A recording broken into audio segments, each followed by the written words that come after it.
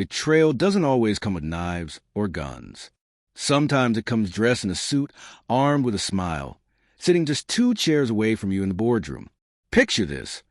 Months of sweat, late nights, and endless coffee-fueled rehearsals.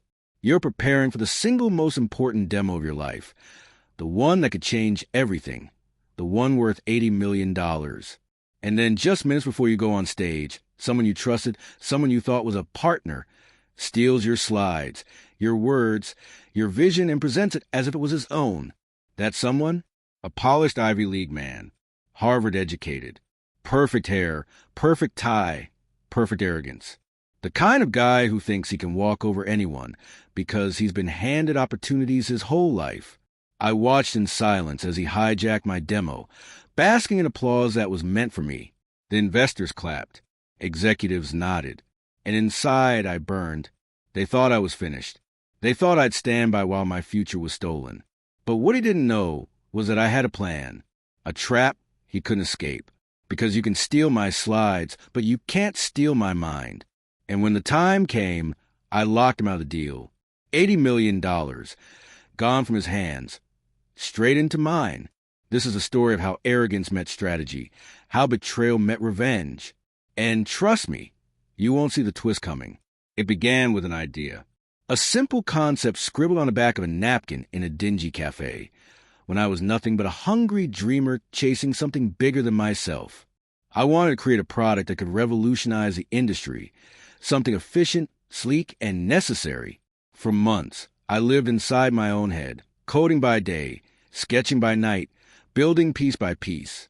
While others were out celebrating life, I was glued to my desk, hungry for that one chance. When the opportunity finally came, it was massive, a pitch to a group of global investors. The deal was valued at nearly $80 million. If they said yes, my life would change forever. But I wasn't alone. By my side was Nathan, Harvard graduate, smooth talker, the kind of man who could charm his way out of a locked vault.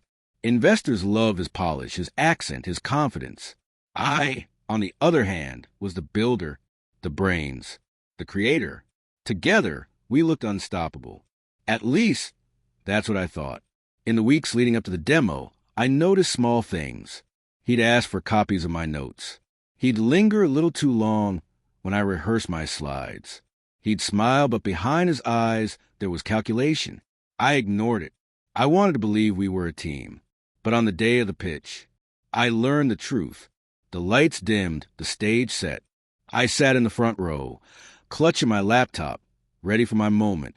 And then Nathan stepped forward confidently, as though it was a show.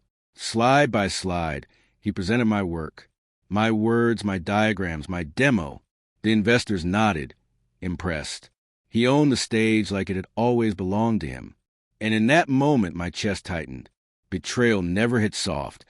It slams into you, leaving you breathless. I knew I couldn't stop him mid-pitch. That would make me look desperate. So I sat and I watched. But inside, something shifted. He had stolen my spotlight. But I was going to steal everything else. Cliffhanger. How do you destroy someone who's already stolen your dream? When Nathan hijacked my demo, he thought he had won. He thought he'd humiliated me into silence. But here's the truth. While he was busy showing off, I had been busy preparing.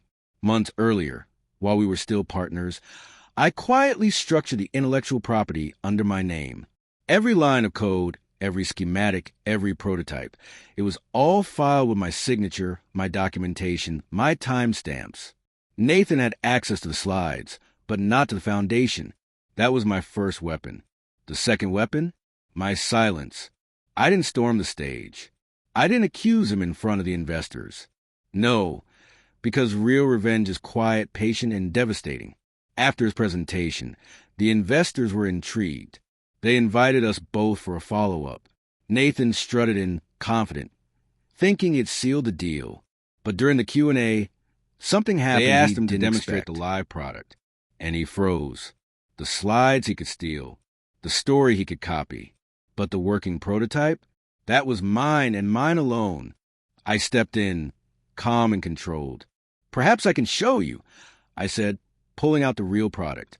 Gasps filled the room as I powered it on, explained mechanics, answered technical questions Nathan didn't even understand.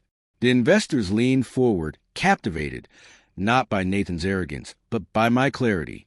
I could see his face redden. He knew he was losing them. But that was just the beginning. Cliffhanger. What was the final move that locked him out completely?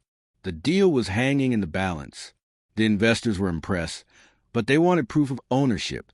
They wanted assurance that no legal disputes would derail the $80 million investment. That's when I dropped the hammer. I produced the legal documents. Patents, copyright filings, development logs, all under my name. The room went silent. Nathan's face drained of color as he flipped through the papers. One investor turned to him sharply. "If you don't own the product, what exactly are we investing in?" He stammered, reaching for excuses. But nothing came. His polished image shattered in seconds. The investors looked disgusted, betrayed. And then, the moment I'd been waiting for, they signed with me $80 million. My deal, my victory. Nathan was officially locked out. But I wasn't finished. Cliffhanger. Revenge doesn't just end with money. What did I do to destroy his reputation? Nathan tried to save face. He whispered to contacts, claimed it was all a misunderstanding. But the truth was already out. Word spread quickly.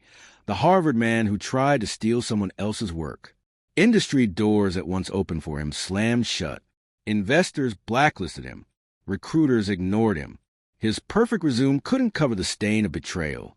Meanwhile, my company thrived. The $80 million deal launched us into the spotlight. Interviews, features, recognition.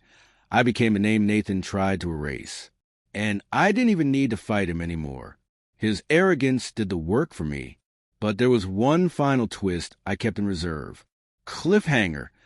What was the last move that ensured he could never rise again? Months later, I received a call. Nathan was desperate. He wanted back in, offered to help with expansion, begged for a role. I met him face to face across a quiet cafe table. His once proud suit was wrinkled, his eyes tired. The arrogance was gone, replaced with desperation. I leaned forward and said the words that sealed his fate. "You hijacked my demo, Nathan, but you'll never hijack my future." I walked away, leaving him behind, not just locked out of the deal, but locked out an industry that now knew exactly who he was. And me? I didn't just win $80 million. I won back my pride, my name, my power. That's the thing about betrayal. You can steal the stage, but you can't steal destiny. If this story gripped you, if you felt the sting of betrayal and the sweetness of revenge, make sure to hit the like button, share this video with your friends, and subscribe for more dramatic stories every week. Because trust me, this is only the beginning.